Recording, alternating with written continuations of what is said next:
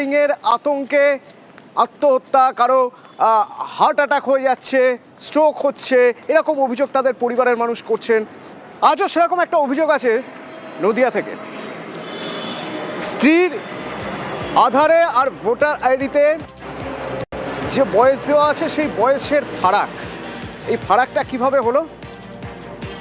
স্বামী বলছেন যে আসলে তাঁরই ভুলে এটা হয়েছে। এবার এসআইআর হিয়ারিংয়ে ডাক পড়েছে স্ত্রীর। স্বামী অপরাধ বোধে ভুগছেন, পাপ বোধে ভুগছেন। যদি কিছু এদিক ওদিক হয়ে যায় তাঁরই তো দোষ।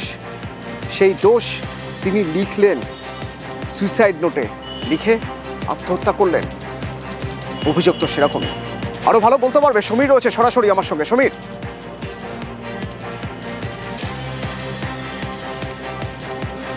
দেখো তনু, করিমপুরের বুচাইডাঙ্গা গ্রামের বাসিন্দা ফিজুর খান তার স্ত্রী যেটা অভিযোগ করছে যে তার হিয়ারিং এর জন্য ডাকা হয়েছিল এবং সেখানে গত 16 তারিখে তাকে ডাকা হয়েছিল এবং কিন্তু তিনি হিয়ারিং এর কাগজপত্র সাবমিট করতে পারেনি, কারণ তার ভোটার কার্ড এবং আধার কার্ডের বয়সের ডিফারেন্সটা 3 বছর এবং আধার কার্ড করে দিয়েছিলেন তার স্বামী এবং ভুলবশত সেখানে ডেট অফ বার্থ ভুল লেখার জন্য কিন্তু এই ভোটার কার্ড এবং আধার কার্ডের জন্য 3 বছরের কিন্তু বয়সের ডিফারেন্স হয়ে গিয়েছিল এবং এটাই কিন্তু শুনানিতে আটকে গিয়েছে। এবং এছাড়া আরও এক অভিযোগ উঠছে যে এই যে তার স্ত্রী এবং তার স্ত্রীর দিদির মধ্যে বয়সের ডিফারেন্স থাকছে মাত্র 3 মাস। এটা কিন্তু নির্বাচন কমিশন বা শুনানিতে যারা উপস্থিত ছিলেন তারা কিন্তু মেনে নেয়নি, এর কারণে তার শুনানি বাতিল হয় এবং এর থেকে কিন্তু আতঙ্কে ছিলেন এই ফিজুর খান এবং এই আতঙ্কে থেকে গতকাল রাতে তিনি গলায় ফাঁস দিয়ে আত্মহত্যা করেন এবং পরিবারের লোকজন তাকে উদ্ধার করে করিমপুর হাসপাতালে নিয়ে যায়। সেখানে নিয়ে গেলে চিকিৎসক মৃত বলে ঘোষণা করে এবং এই ঘটনার কারণে কিন্তু এসআইআর এর জন্য মৃত্যু হয়েছে বলে এরকম একটা দাবি করছেন পরিবারের থেকে এবং দাবি করা হচ্ছে এই যে এসআইআর শুনানির জন্য ডাকা হয়েছিল, নোটিশ দেওয়া হয়েছিল, সেই আতঙ্ক থেকে কিন্তু তিনি মানসিক অবস্থায় ভুগছিলেন এবং তার পরিপ্রেক্ষিতে কিন্তু এই আত্মহত্যা। ধন্যবাদ সমীর। ওই টেনশন পড়ে গেছে মাথায়, কি হবে। কে প্রথম দেখলো? আমি প্রথমে দেখেছি দরজা দিয়ে ঘরে ওই ফ্যানের সাথে দিয়েছে গো। আমি সরকারের কাছে বিচার চাই, আমার সরকারে এমন সর্বনাশ করলো গো। এরম যদি না আসতো গো, আমার নামে এসছিল গো। কাকিমার হিয়ারিংয়ের নোটিশ এসেছিলো, 16 তারিখে হিয়ারিং ছিল। ওই নোটিশ আসার পরে প্রচণ্ড অবসাদে ভুগছিলেন। কাকিমার কি হয়, হ্যাঁ, শুধুমাত্র এসআইআরের জন্যে এই ঘটনাটা ঘটেছে। এসআইআর এর জন্য দায়ী। ছবিতে ডেট অফ বার্থ আর আধার কার্ড ডেট অফ বার্থটা উনি চেঞ্জ করেছিলেন।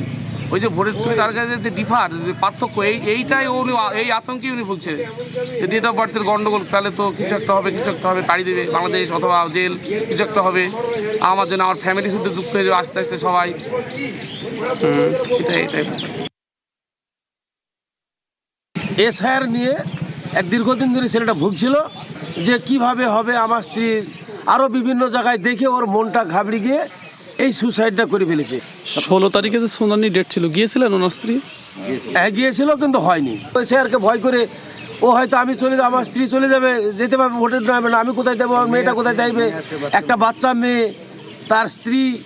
এর জন্য নির্বাচন কমিশনের নির্লজ্জ, এদের বিচার হওয়া উচিত, এদের শাস্তি হওয়া উচিত। সব সুপ্রিম কোর্টের কাছে, হাইকোর্টের কাছে আমরা অনুরোধ করবো, এদের সুস্থ বিচার হওয়া উচিত। ওদিকে হিঙ্গলগঞ্জে এক বৃদ্ধের মৃত্যু হয়েছে। পরিবার অভিযোগ করছে এসআইআর হিয়ারিং এর আতঙ্কে। কিরকম আতঙ্ক না, তার মেয়ে, তার ছেলে, তাদের দুজনেরই ডাক পড়েছে হিয়ারিং। এবার ছেলে তো কর্মসূত্রে বাইরে, ছেলে তো বাইরে কাজ করে, সে তো আসতে পারবেন না। তাহলে কি হবে তার? এই ভয়েই নাকি অসুস্থ হয়ে পড়ে বৃদ্ধের মৃত্যু হয়েছে। অভিযোগ সেরকমই। আমার সঙ্গে অনুপম রয়েছেন। অনুপম, বাইরে যদি কেউ কাজ করে থাকে তার জন্য কোনো ব্যবস্থা তো কমিশন নিশ্চয় নিচ্ছে, বিএলও তা জানায়নি?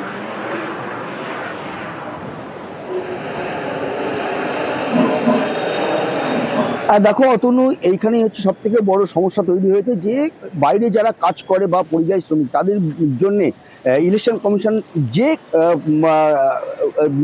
নির্দেশিকা দিয়েছে বা যে ব্যবস্থা গ্রহণ করেছে সেটা কিন্তু এই সৈয়দ শেখ তাকে বা তার পরিবারকে কিন্তু জানানো হয়নি। তাকে নোটিশ দেওয়া হয়েছে এবং সে তার ছেলে এবং মেয়ের নামে যেহেতু নোটিশ এসেছে তার ছেলে যেহেতু বাইরে পরিযায়ী শ্রমিক, সে আসতে পারবে না, সেই নিয়ে রীতিমতো চিন্তিত হয়ে পড়েন। আজকে তার হিয়ারিংয়ের ডেট ছিল এবং ছেলে যেহেতু আসতে না পারায় গত দুদিন আগে থেকে সে অসুস্থ বোধ করে। কালকে হিঙ্গলগঞ্জের হাসপাতালে তাকে ভর্তি করা হয় এবং হৃদরোগে আক্রান্ত হয়ে আজকে ভোররাতে তার মৃত্যু হয়েছে। পরিবারের তরফ থেকে যেটা পরিষ্কারভাবে কিন্তু জানানো হচ্ছে, যে অভিযোগ করা হচ্ছে যে SIR এর জন্যেই এই যে টেনশন, সেই টেনশনের থেকেই তিনি হৃদরোগ আক্রান্ত হয়ে তার মৃত্যু হয়েছে। এবং এলাকার মানুষ থেকে শুরু করে স্থানীয় যেসব তৃণমূল নেতৃত্ব, তারাও কিন্তু এটা নিয়ে রীতিমতো সরব হয়েছে। তাদের যেটা দাবি, এই যে SIR এর নিয়ে ইলেকশন কমিশন রীতিমতো মানুষকে বিভ্রান্ত করছে, চিন্তাগ্রস্ত করে ফেলছে এবং এর থেকে প্রচুর মানুষের মৃত্যু ঘটেছে। আরও কত মৃত্যু ঘটবে তার ঠিক ঠিকানা নেই। এই SIR এর যে পদ্ধতি অবিলম্বে বন্ধ করা হোক এবং না হলে এই পদ্ধতিতে অন্যরকম কিছু একটা সরলীকরণ করা হোক, যাতে মানুষের আমার আব্বার সঙ্গে ইয়ের কারণে আজকে নোটিশ পাঠিয়েছে বলে আজকে আমাদের যে আমার বাবার এই টেনশনে আমার বাবা আজকে ইন্তেকাল করেছে। আর ওদিকে নদিয়ার নাকাশিপাড়ায় এক বৃদ্ধের 5 সন্তান, সেই 5 সন্তানকেই SIR হিয়ারিংয়ে ডাকা হয়েছে। তারপর থেকেই আতঙ্কে ছিলেন বৃদ্ধ এবং পরিবার অভিযোগ করছে এই যে ভয়, যে তার সন্তানদের ডাকা হয়েছে SIR হিয়ারিংয়ে, সেখানে কি হবে কি না হবে, এই সব ভয়ের মধ্যেই নাকি গতকাল রাতে হৃদরোগে আক্রান্ত হয়ে ওই বৃদ্ধের মৃত্যু হয়েছে।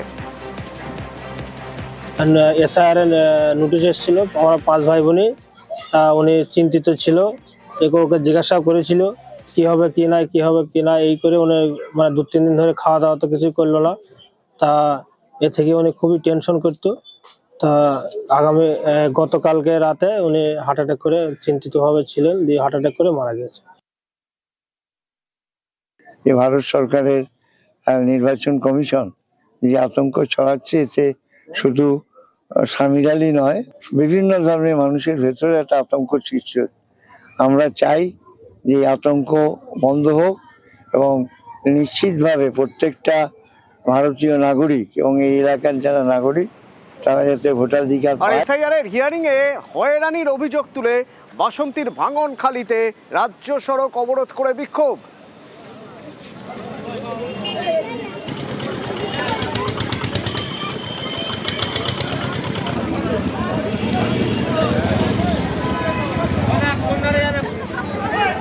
এই খবরে নজর থাকবে, তবে তার আগে এই মুহূর্তের বড় খবর আপনাদের জানিয়ে রাখতে চাইবো বিডিও প্রশান্ত বর্মন, যে বিডিও প্রশান্ত বর্মনের বিরুদ্ধে খুনের অভিযোগ ছিল, তাকে আত্মসমর্পণ সারেন্ডারের নির্দেশ দিল সুপ্রিম কোর্ট। জলপাইগুড়ির রাজগঞ্জের বিডিও প্রশান্ত বর্মন, তার বিরুদ্ধে অভিযোগ ছিল যে তিনি এক সোনা ব্যবসায়ীকে মারধর করে পিটিয়ে খুন করেছেন, পরিবার অভিযোগ করেছিল এবং তারপর সেই কেস চলছে, পুলিশ তদন্ত করছে। সুপ্রিম কোর্টে গিয়েছিলেন প্রশান্ত বর্মন মামলায়, এবার তাকে সারেন্ডার করতে নির্দেশ দিল সুপ্রিম কোর্ট। মৈত্রেয়ী রয়েছেন নয়াদিল্লি থেকে আমার সঙ্গে। মৈত্রেয়ী, কি খবর আছে? দেখো, সর্বোচ্চ আদালতের তরফ থেকে আজকে বিচারপতি বিন্দালের বেঞ্চ স্পষ্ট করে জানিয়ে দিয়েছেন যে আগামী শুক্রবার অর্থাৎ 23শে জানুয়ারির মধ্যে প্রশান্ত বর্মন, জলপাইগুড়ির বিডিও, তাকে আত্মসমর্পণ করতে হবে এবং কনসার্ন কোর্টের কাছে তাকে আত্মসমর্পণ করতে হবে। প্রশান্ত বর্মন তিনি সর্বোচ্চ আদালতের দ্বারস্থ হয়েছিলেন কলকাতা হাইকোর্টে। তার যে অ্যান্টিসিপেটরি বেলের যে নির্দেশ যেটা খারিজ করা হয়েছিল, সেই খারিজের বিরুদ্ধে গিয়ে তিনি আবেদন করেছিলেন এবং সেই পরিপ্রেক্ষিতেই আজকে দীর্ঘ শুনানি হয় তাকে অ্যান্টিসিপেটরি জামিন দেওয়ার ক্ষেত্রে এবং কি কি নিয়ম মানা হয়নি সেই বিষয়ে একদিকে যখন আর্গুমেন্ট করা হয়, অন্যদিকে তখনই রাজ্যের তরফ থেকে সওয়াল করা হয় যে এই প্রশান্ত বর্মন, তার বিরুদ্ধে অত্যন্ত সিরিয়াস অভিযোগ রয়েছে। তিনি সরকারি গাড়ি ব্যবহার করে দুজনকে অ্যাবডাক্ট করেছেন, তাদেরকে টর্চার করেছেন এবং তার মধ্যে একজন যাকে ইনজিওর করা হয়েছে, সেই ইনজিওর্ড ব্যক্তি তার মৃত্যু হয়েছে। ফলে এত বড় অভিযোগ এবং সেখানে তাদের কিছুটা সময় লেগেছিল এই গোটা তদন্তকে গুছিয়ে আনতে। 24 দিন সময় লেগে গিয়েছিল, যার মধ্যে প্রশান্ত বর্মন অ্যান্টিসিপেটরি জামিন পেয়ে গিয়েছিলেন। কিন্তু এই মুহূর্তে দাঁড়িয়ে প্রশান্ত বর্মন তার বিরুদ্ধে একাধিক তথ্য রয়েছে, এই মুহূর্তে প্রমাণ রয়েছে তদন্তকারীদের কাছে, এবং সেই কারণে তার এই যে অ্যান্টিসিপেটরি যে বেল রয়েছে সেটাকে যে খারিজ করার নির্দেশ কলকাতা হাইকোর্ট দিয়েছে সেটাকেই বহাল রাখা হোক। এবং সমস্ত শুনানি সওয়াল জবাব শোনার পর সর্বোচ্চ আদালত নির্দেশ দিয়েছে। প্রথমে সর্বোচ্চ আদালতের কাছে প্রশান্ত বর্মনের তরফ থেকে 2 সপ্তাহ সময় চাওয়া হচ্ছিল, সর্বোচ্চ আদালত সেই সময় দিতে রাজি হয়নি। তারা একটা সময় তাদেরকে বলতে শোনা যায় যে প্রয়োজন হলে কালকেই আপনি সারেন্ডার করুন, কিন্তু শেষ পর্যন্ত দুপক্ষের বক্তব্যের পর আগামী শুক্রবারের মধ্যে, অর্থাৎ এই সপ্তাহের মধ্যে শেষ দিন শুক্রবার 23শে জানুয়ারির মধ্যে প্রশান্ত বর্মন তাকে কনসার্ন কোর্টের কাছে সারেন্ডার করতে হবে। এরপর পরে সারেন্ডার করার পর তিনি রেগুলার জামিনের আবেদন করতে পারবেন বলে জানিয়েছে কোর্ট। তবে একই সঙ্গে তাকে তদন্তের জন্য যদি রিমান্ডে নিয়ে কোনো জিজ্ঞাসাবাদের প্রয়োজন বোধ করে তদন্তকারী সংস্থা বা যে ইনভেস্টিগেটিং অফিসার, তাহলে তারা সেই আবেদন করতে পারবেন কোর্টের কাছে এবং কনসার্ন কোর্টের কাছে তারা সেই আপিল রাখতে পারবেন। ফলে প্রশান্ত বর্মনের জন্য বড় সঙ্গে থাকো প্রশান্ত বর্মন, জলপাইগুড়ি রাজগঞ্জের বিডিও প্রশান্ত বর্মন, যার বিরুদ্ধে অভিযোগ ছিল স্বপন কামিল্লা নামে এক সোনার ব্যবসায়ীকে পিটিয়ে খুন করার এবং তারপর খালে দেহ ফেলে দেওয়ার। আমরা দেখেছিলাম যে যেদিন আগাম জামিনের আবেদন করেছিলেন এবং বারাসাত কোর্টে আগাম জামিন পেয়েছিলেন এই প্রশান্ত বর্মন, সেদিন স্বপন কামিল্লার স্ত্রী হাউ হাউ করে কেঁদেছেন এজলাসে। এরপরে তার আগাম জামিন যাতে খারিজ হয়ে যায় তার জন্য হাইকোর্টে যায় পুলিশ এবং তদন্তকারীরা, এবং তারপর সুপ্রিম কোর্ট জানিয়ে দিল আত্মসমর্পণ করতেই হবে প্রশান্ত বর্মনকে এবং শুক্রবারের মধ্যেই তাকে সারেন্ডার করতে হবে। তদন্তকারী সংস্থার তদন্তের স্বার্থে, যারা তদন্ত করছেন তাদের তদন্তের স্বার্থে তাকে আত্মসমর্পণ করতে হবে কনসার্ন কোর্টে, এবং রেগুলার বেলের জন্য তারপরে তিনি জামিনের জন্য আবেদন করতে পারেন। যদি তদন্তকারী সংস্থা তদন্তের খাতিরে রিমান্ড চায় তাহলে দিতে পারে। জলপাইগুড়ি রাজগঞ্জের বিডিও প্রশান্ত বর্মন। জলপাইগুড়ি থেকে শান্তনু আছে আমার সঙ্গে। শান্তনু, এই প্রশান্ত বর্মন ঠিক একের পর এক আমরা যদি হিসেব করে দেখি তাহলে প্রশান্ত বর্মনের বিরুদ্ধে একাধিক তথ্য, একাধিক নথি ছিল।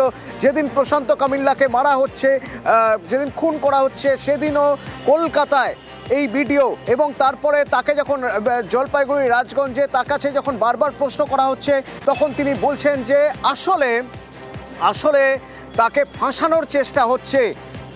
প্রশান্ত বর্মনকে ভয় পেতেন অনেকে, এলাকার মানুষ, কেউ কোনো কথা বলতেন না, তাই তো? একদম ঠিকই তাই, কারণ প্রশান্ত বর্মন এলাকার একজন দাপ্তিকে অফিসার বলা হয়ে থাকে তাকে, অনেকটা নিজেকেই কিন্তু নিজে বলে থাকেন তিনি একজন দাদাং অফিসার, অর্থাৎ তিনি যা চাইবেন তাই করতে পারেন বা করে যাচ্ছেন।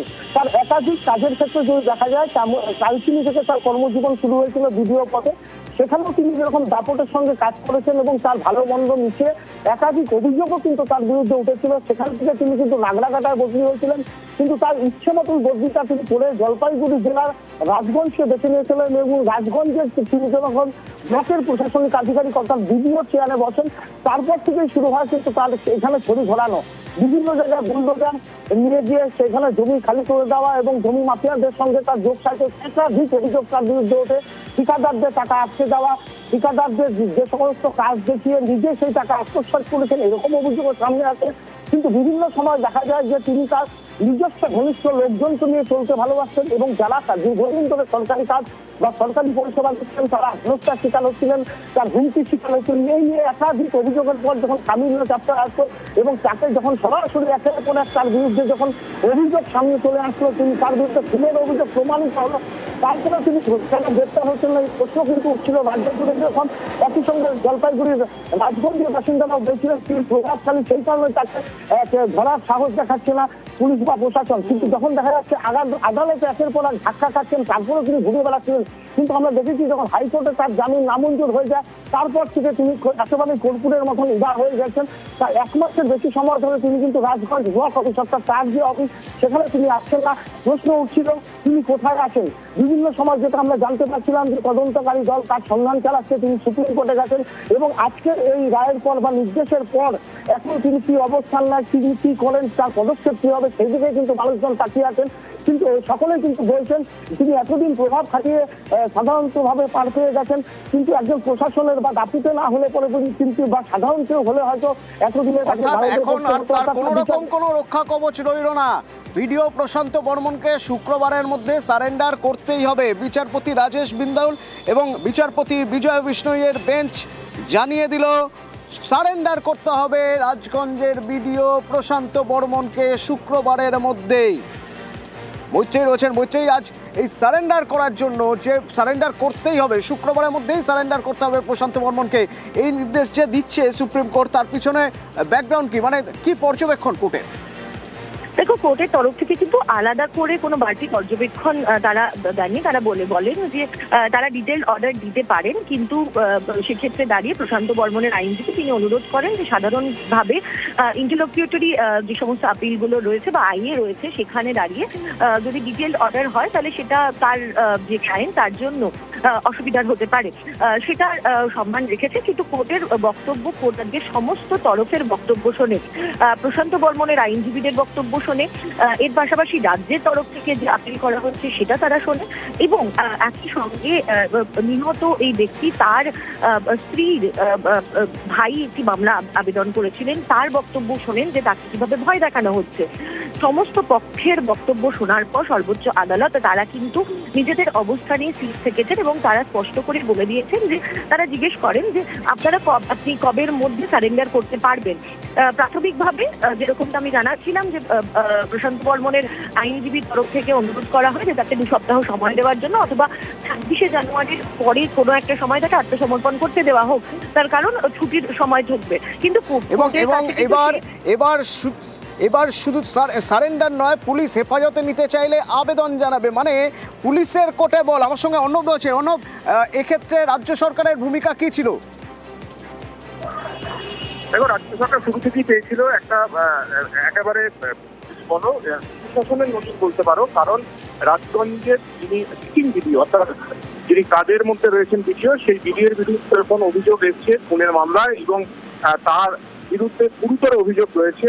রাজ্য সরকার কোন রকম কালক্ষেপ না করে, যেহেতু বারাসত আদালতে একটি পদ্ধতিগত জটিলতার কারণে তিনি আগাম জামিন পেয়ে যান এবং তারপর সারেন্ডার করে তিনি জামিন নেন, সেই নির্দেশকে তড়িঘড়ি কলকাতা হাইকোর্টে চ্যালেঞ্জ করা হয়। রাজ্যের যিনি কলকাতা হাইকোর্টের মূল সিপি অর্থাৎ সরকারি কৌঁসুলি দেবাশিস রায় তিনি এই আবেদন করেন এবং সেই আবেদনে দীর্ঘ শুনানি হয়। সেই শুনানি শেষে বিচারপতি তীর্থঙ্কর ঘোষ তিনি আগাম জামিনের নির্দেশ খারিজ করে দেন এবং সারেন্ডার করতে নির্দেশ দেন, এবং যে নির্দেশ ছিল সেই নির্দেশের 72 ঘন্টার মধ্যে তাকে সারেন্ডার করার নির্দেশ দেওয়া হয়। এই নির্দেশকে চ্যালেঞ্জকে বেশ কিছুদিন গা ঢাকা ছিল রাজ্যের পুলিশের তরফে। এক্ষেত্রে তাকে খোঁজার জন্য বিভিন্ন জায়গায় সচেষ্ট হয়, বিভিন্ন অ্যাড্রেস তিনি বদল করে তিনি পালিয়ে যাচ্ছিলেন এবং শেষমেশ তাকে ট্র্যাক করা যাচ্ছিল, কিন্তু সুপ্রিম কোর্টে তিনি আবেদন করেছিলেন। সুপ্রিম কোর্টের এই আবেদনেরও রাজ্য সরকারের তরফে চূড়ান্ত বিরোধিতা করা হবে এমনটা সিদ্ধান্ত করা হয়। এবার সব থেকে যেটা হলো, রাজ্য আবেদনের ভিত্তিতে কলকাতা হাইকোর্ট তার যে আগাম জামিনের আবেদন খারিজ করেছিল, কার্যত সেই নির্দেশটায় কোনো রকম হস্তক্ষেপ করল না আজ সুপ্রিম কোর্ট। এবং বিচারপতি রাজেশ বিন্দাল, যিনি কলকাতা হাইকোর্টের বলা যায় একসময় ভারপ্রাপ্ত প্রধান বিচারপতি ছিলেন, তিনি যেভাবে লিখলেন, অর্থাৎ সারেন্ডার না, পুলিশ হেফাজতে নিতে চাইলে আবেদন জানাতে পারবে, অর্থাৎ পুরো বিষয়টার মধ্যে রাজ্য পুলিশ তাহলে পুলিশ যদি চায় তদন্তের স্বার্থে, অর্ণব, যদি পুলিশ চায় তদন্তের স্বার্থে, তাহলে এবার গ্রেপ্তার করতে পারে জলপাইগুড়ির রাজগঞ্জের বিডিও প্রশান্ত বর্মনকে।